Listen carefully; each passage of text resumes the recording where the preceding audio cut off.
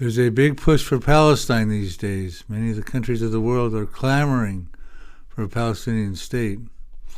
At a UN conference on the two-state solution that recently concluded on July 30th of 2025, the ministers in attendance urged the countries to endorse the New York Declaration on the implementation of a two-state solution, and to do so by early September, which is the next UN meeting regarding this two-state solution. Many of major nations have consented to join the long list of countries that already recognize the Palestinian state. Folks, this is a bad idea. It is not biblically endorsed, and it can come with catastrophic consequences for those countries. In fact, 2,500 years ago, the prophet Zechariah warned about this very thing. And in this Prophecy Depot program, we're going to take a close look at Zechariah's warning to the nations about what's going on today. So stay tuned.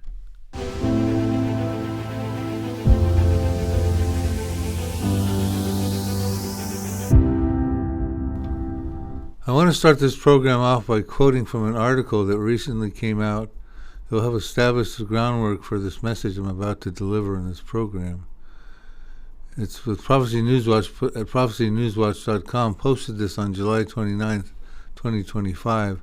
The headline reads, "Dividing Israel, Defying God, the World's Dangerous Path Toward Judgment."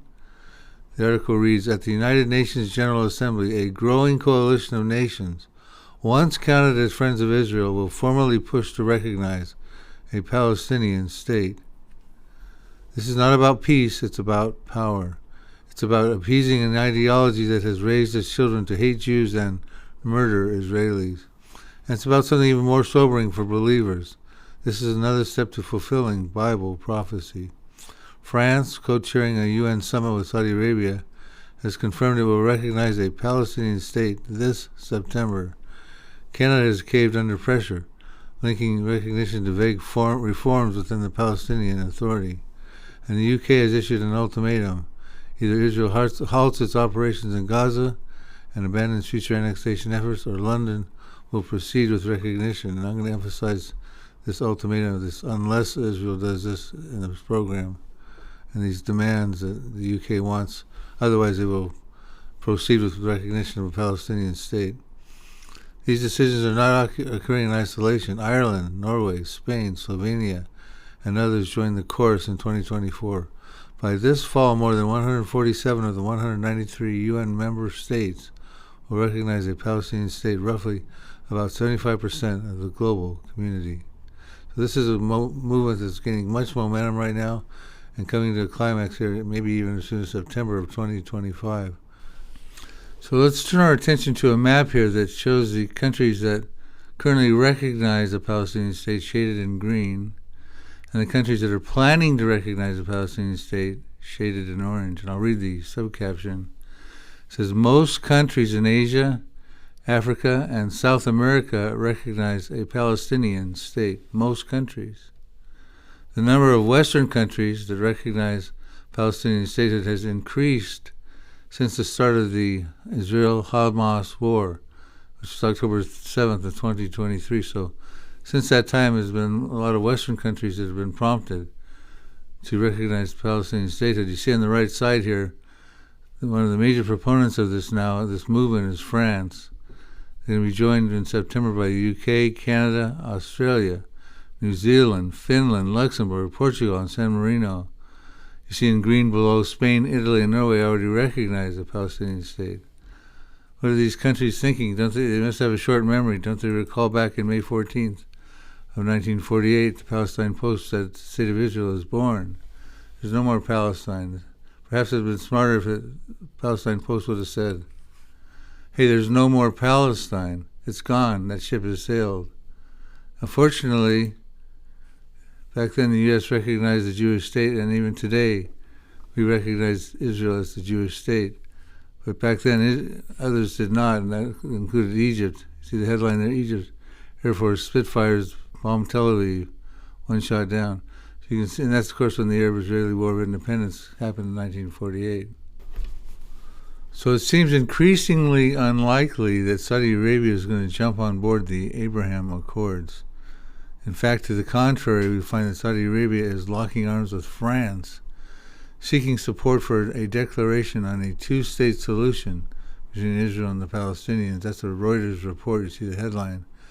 On July 29th, just a day prior to the conclusion of the UN meeting on July 30th of 2025. It says France and Saudi revived Palestine nationhood bid. Goes on to read, Saudi Arabia and France on Tuesday called on countries at the United Nations to support a declaration that outlines tangible, time-bound, and irreversible steps towards implementing a two-state solution between Israel and the Palestinians. So, with Saudi Arabia and France at the helm, how's that going to pan out? What kind of peace plan would they be talking about? Well, it was probably going to involve the Saudi Peace Initiative, also known as the Arab Peace Initiative, API, which they proposed in 2002, and here's what it calls for. A comprehensive peace plan for resolving the Israeli-Palestinian conflict.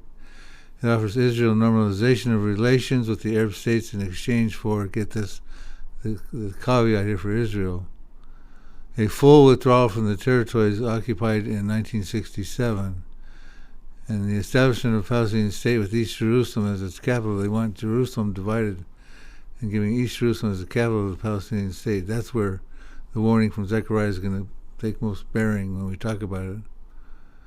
And a just resolution to the Palestinian refugee issue, meaning they want a right of return. They want the Palestinians to be able to go back into Israel proper, into what they thought they would call their former homelands before 1967 and even prior to the War of 1948.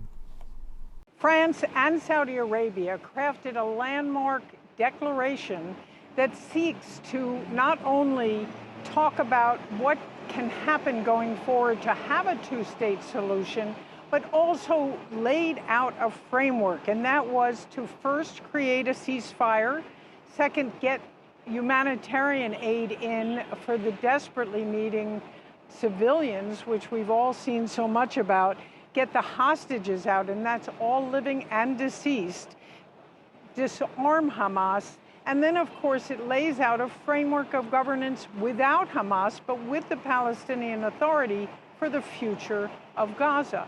Now, that all said, it was 145 speakers, and of course, the co-sponsors and the Secretary General speaking at this. So there was a broad consensus. And by the way, it was the first time the Arab countries in the world have condemned Hamas. That has not gotten to any Security Council resolution. So this was a movement to seeing if they can come up with a solution to the crisis that's taking place right now. That's the big question, because this conflict has gone on for 80 years, and there have been numerous attempts to resolve it. But right now, you're looking at just 6 weeks away at the UN General Assembly. You'll have all the major players in this conflict here at UN headquarters.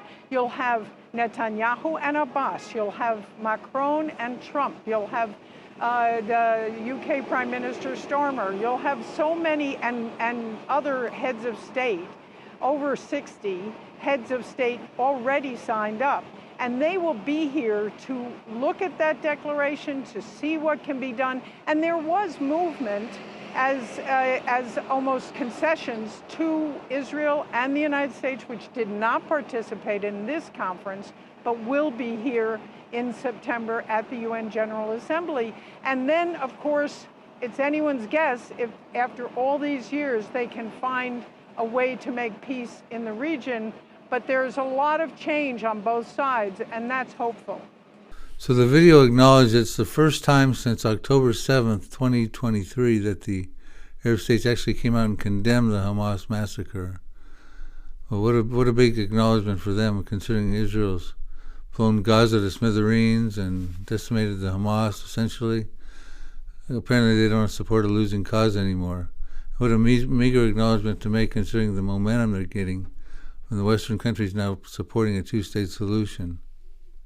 Let's move from France on over to the west a little bit, to the UK, and see their position now, what's taking place now about this two-state solution campaign.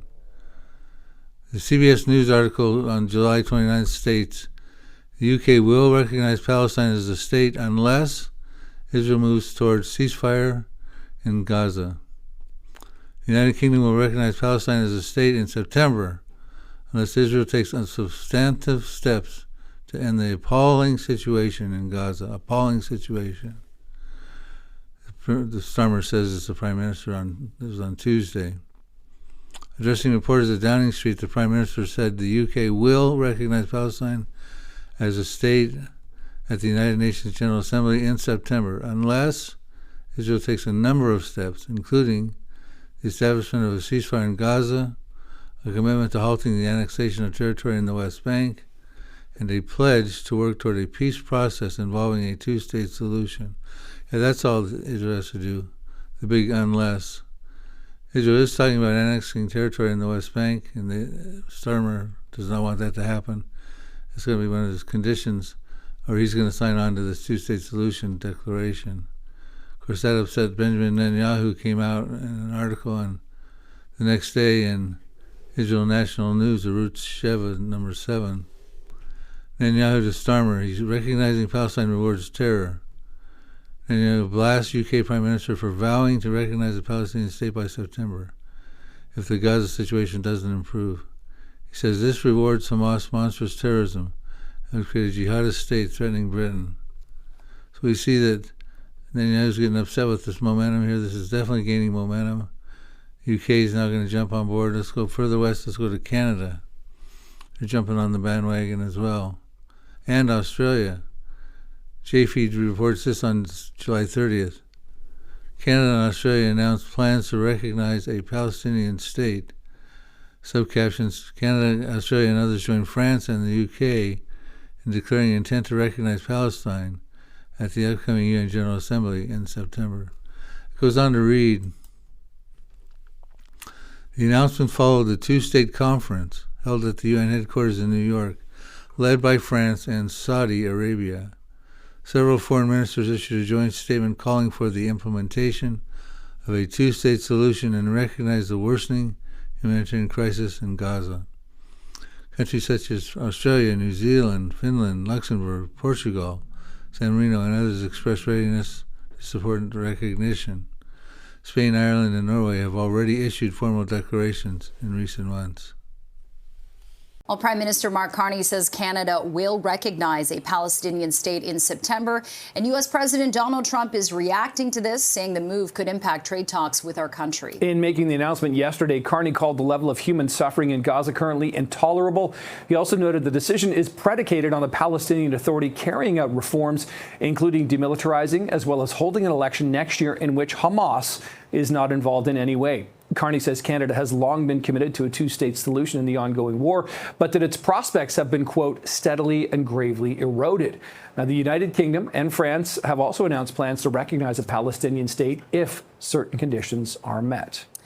And U.S. President Donald Trump is lashing out over Ottawa's decision. In a late-night post on Truth Social, Trump wrote, wow, Canada has just announced that it is backing statehood for Palestine. That will make it very hard for us to make a trade deal with them. Oh, Canada. So Donald Trump says, oh, Canada, it's going to be hard to make a trade deal with you if you acknowledge a Palestinian state. So that's America's position. Let's see what the State Department says. July 28th, they issued this statement. The United States rejects a two-state solution conference.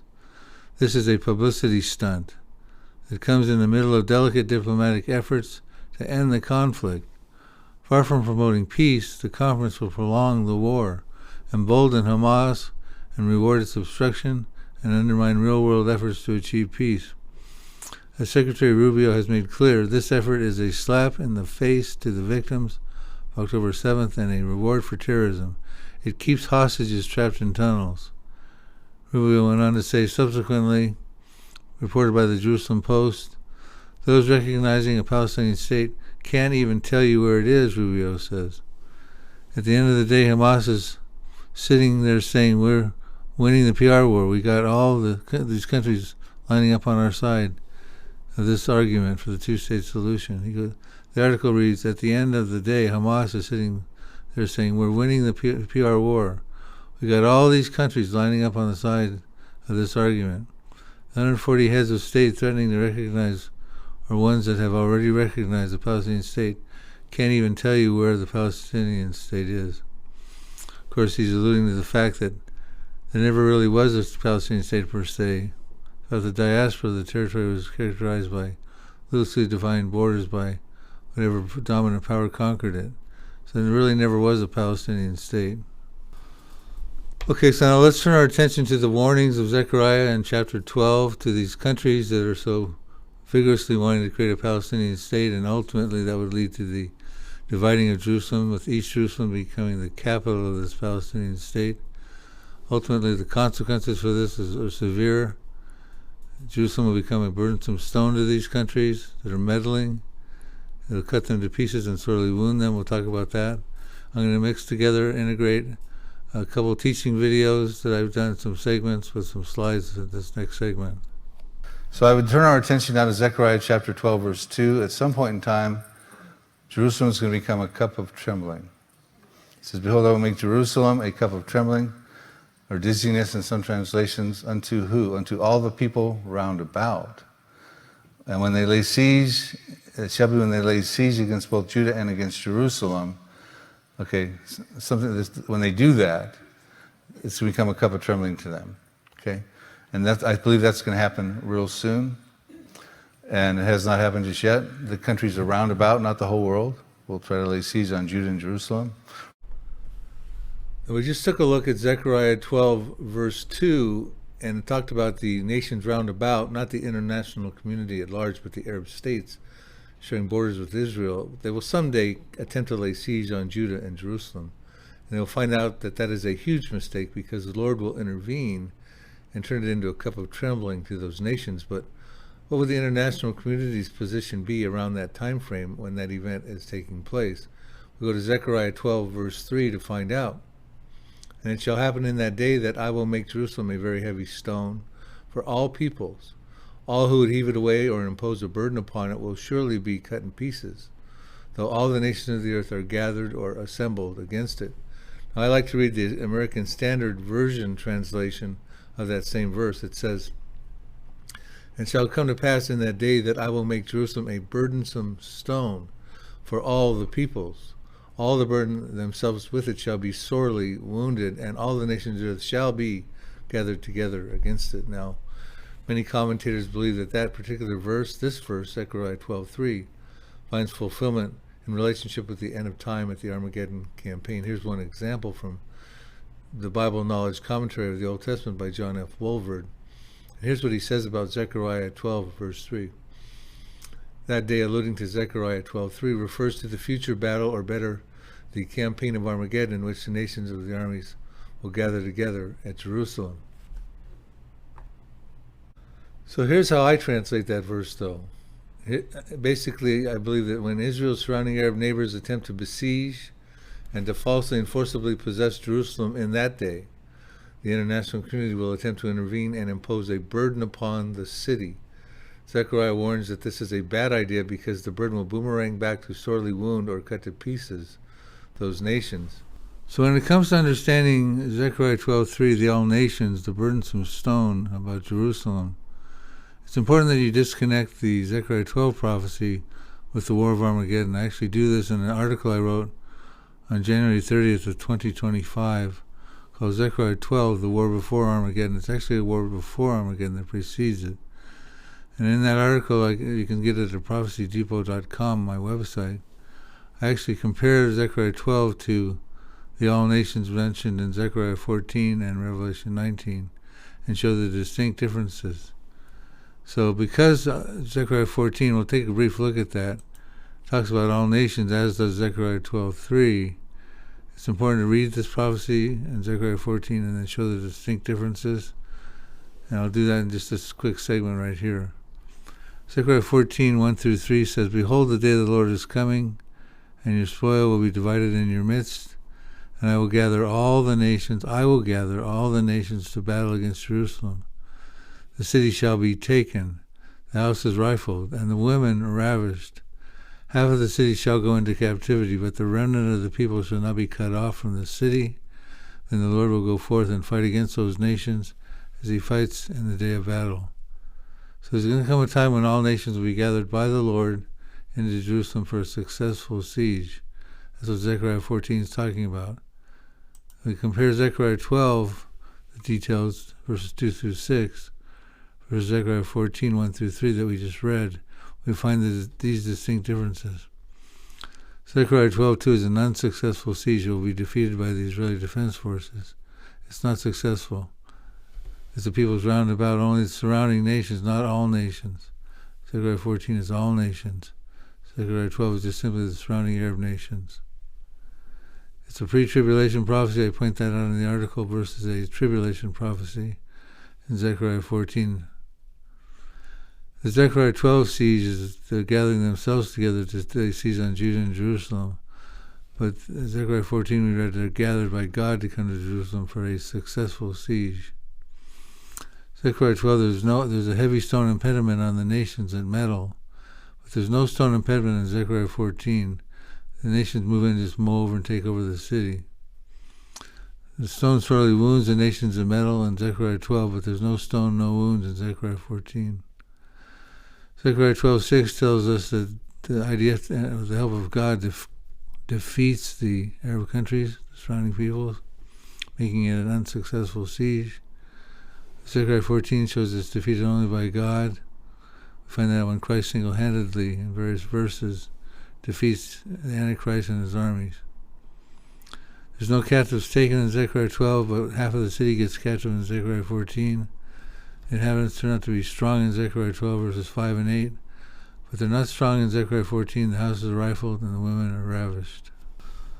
So although it's been the popular and prevailing teaching throughout the years that Zechariah 12 is dealing with Armageddon, there's some people coming around realizing maybe it's not, as I'm suggesting, it's actually a war that precedes it, a war before Armageddon. I'm going to show you a couple cases and point on this. My dear friend Dr. David Reagan, after reading my Psalm 83 book teaching on this topic, he writes in his piece called The Wars of the End Times the following. The first war of Israel's extermination is described in Psalm 83. Psalm 83 states that the immediate neighbors of Israel will launch a war for the purposes of wiping out Israel as a nation. The outcome of the war is not specifically stated in Psalm 83, but we know from other scriptures that Israel will be victorious. For example, Zechariah 12:6 says that in the end times Israel will be like a firepot among pieces of wood and a flaming torch among sheaves, so that they will consume on the right hand and on the left side all the surrounding peoples. So David is putting together Psalm 83 and Zechariah 12:6. He's connecting them as a war before Armageddon. And a couple other people I want to show you a few clips on, taking a second look at Zechariah 12 for perhaps a disconnection from Armageddon. Then we'll look at Bible prophecy teachers Barry Stagner, Pastor Barry Stagner, and Pastor Tom Hughes. Jan, I was looking at the famed passage of Zechariah. We're all talking about it, Zechariah 12:3.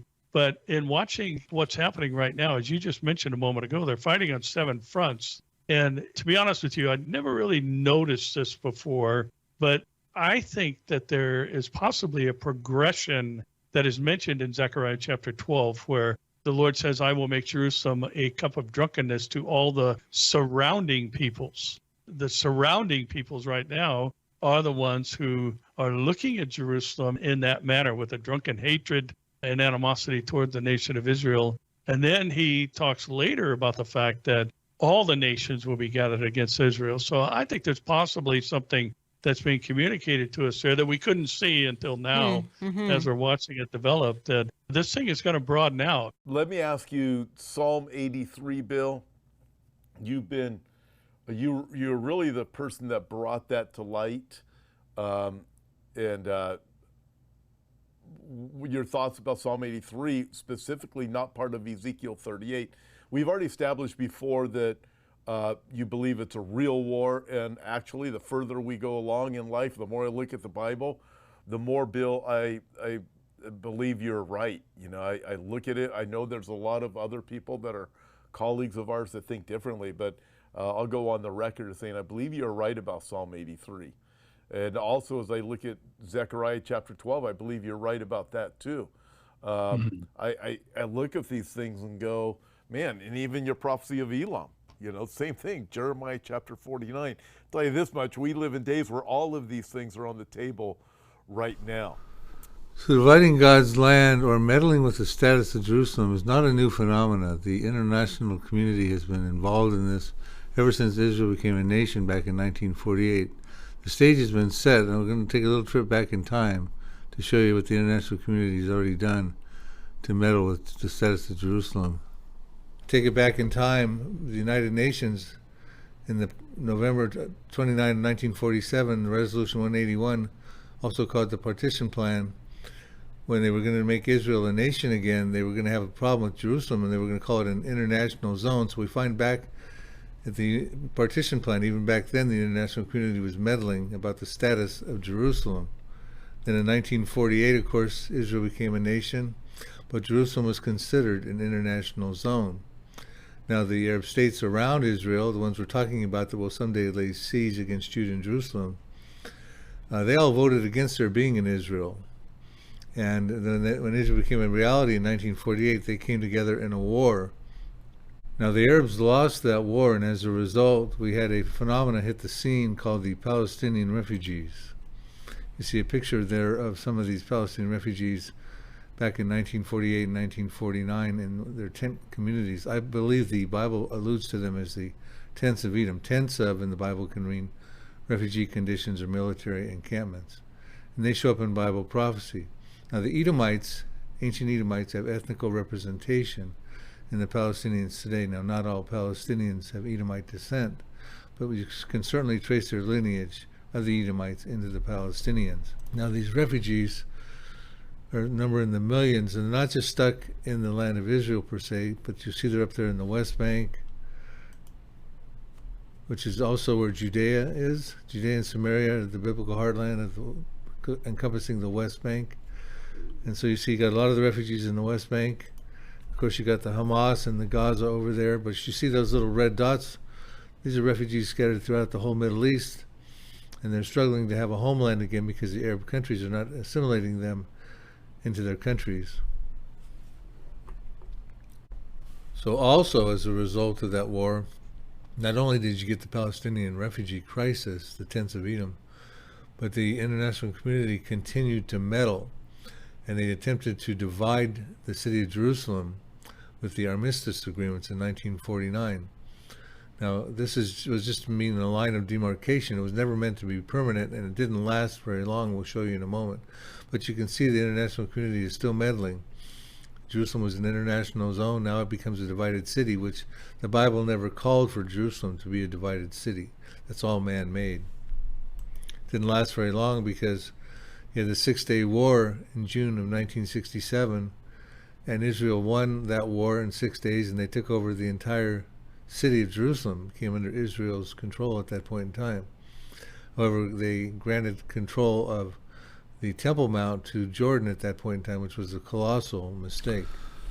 If you'd like to get a more comprehensive understanding of Zechariah 12, the war before Armageddon, and its potential connections with the Psalm 83 prophecy, and actually all the unfulfilled future war prophecies yet to come, I encourage you to get your hands on my book and DVD called The Future War Prophecies. You can see on the right side of the slide, you've got the war between Israel and Syria, the Psalm 83 war, Ezekiel 38, the seal wars with the white horsemen, the red horsemen, the pale horsemen, the locust invasion of the fifth trumpet and judgment, the war in heaven, the war between the 10 kings and the harlot, the final battle of Armageddon, the Armageddon campaign, as well as the second war of Magog after the millennium happens. So as we see this push for Palestine progressing, I'm going to tell you where I think this could be headed with respect to Zechariah's warnings to the world in Zechariah 12 verses 2 and 3. Now, I presented this slide earlier. It's my particular translation of those verses, but I think it's poignant at this point to present it again. What I say here is, when Israel's surrounding Arab neighbors attempt to besiege and to falsely claim and forcibly possess Jerusalem, in that day, the international community will attempt to intervene and impose a burden upon the city.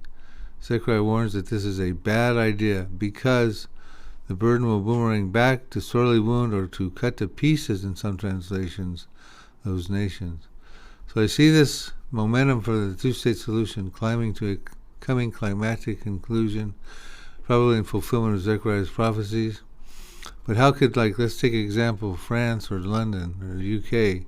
How could they be cut to pieces for their involvement in this position? I don't have to look too far to look. Let's go to London, England. Back in 2016, Sadiq Khan became London's first Muslim mayor and his first ethnic minority mayor, winning 57% of the vote. UK and France are being infiltrated with Muslims, and Islam is starting to take hold, the threshold, strongly in these countries. The JNS article says London mayor slams Israel in holiday greeting to Muslims, April 3rd, 2025. London Mayor Sadiq Khan singled out Israel for criticism in a Muslim holiday greeting this week, and ignoring Hamas, suggested the Jewish state was guilty of betraying humanity by killing Palestinians in Gaza. So this is becoming a problem in the UK and in France. Let's take a look at a couple of clips here to show how bad it's getting.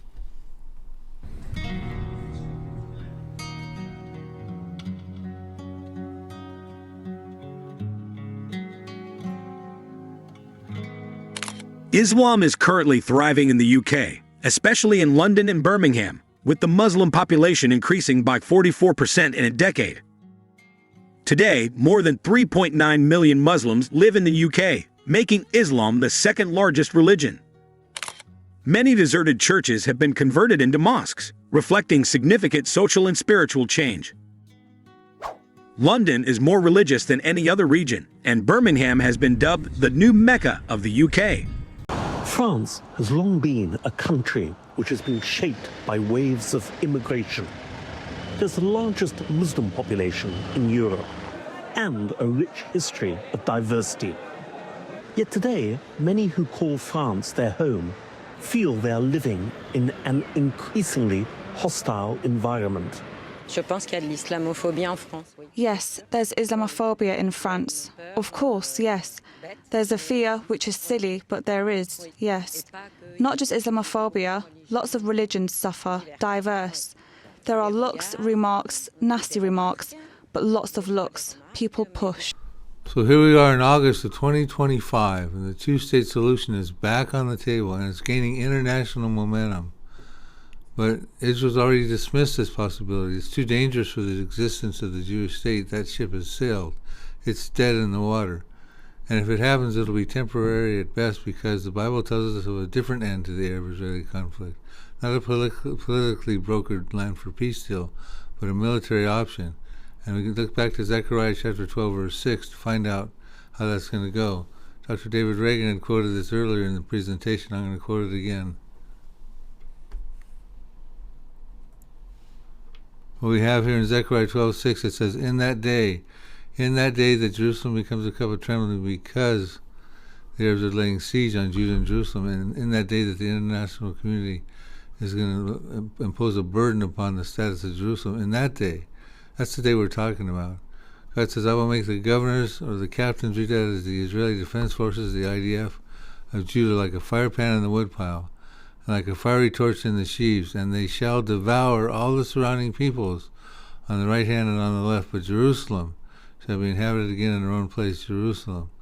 So those surrounding countries are going to lay siege on Judah and Jerusalem, Israel's infamous enemies from time immemorial, the surrounding Arab states. They're going to be devoured on the right hand and the left hand, and that's how this Arab-Israeli conflict is going to conclude. So thank you for joining me on this program. I hope it's been very helpful in understanding what's going on presently in the world today. I really want to thank you for watching this video. If you enjoyed it, and if you have not already done so, please consider subscribing to our YouTube page at Prophecy Depot Ministries. Bill Salus, you can go on YouTube and search Prophecy Depot Ministries. Also, take the time to visit our product page at prophecydepot.com. You'll find my books and DVDs there. We even have bundle deals, discounts of books and DVDs for you. While you're there, also check out our Spiritual Survival Kit for Those Left Behind thumb drive. It's specifically designed for your loved ones who might get left behind, so they can know what's forthcoming in the days in which they'll be living. It would include a Bible, some letters of instructions from me to them, my books and DVDs for the Here to Eternity series, the Now Prophecies, what could happen now at the present time, the Next Prophecies, what has a few preconditions but are stage setting, could happen after the Now Prophecies. The Now Prophecies have no more preconditions. The Last Prophecies, which include the prophecies in the first half of the tribulation, the final prophecies, which include the prophecies in the second half and final half of the tribulation. And then we conclude the series with the Millennium Prophecies and the New Jerusalem. Additionally, while you're there, you'll see my new book and DVD called The Future War Prophecies. And you see some of the topics that are discussed there: the First War of Iran, the war we talked about in this video with Israel and Syria, the proxy war that shakes Israel, Psalm 83, Ezekiel 38. You see the list of these different topics up there. Please visit and consider purchasing this book and DVD as well.